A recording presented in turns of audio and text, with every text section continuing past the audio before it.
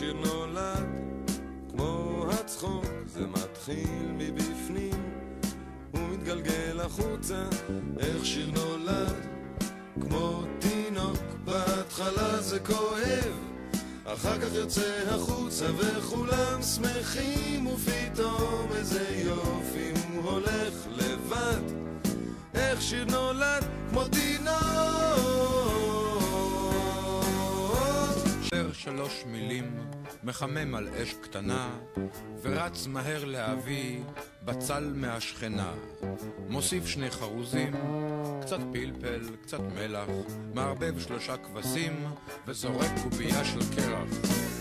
חשוב מאוד שהקרח יהיה חם. לה לה לה לה לה לה לה לה לה לה לה לה לה לה לה. בהתחלה זה כואב, אחר כך יוצא החוצה וכולם שמחים, ופתאום איזה יופי הוא הולך לבד. איך שיר נולד כמו תינוק.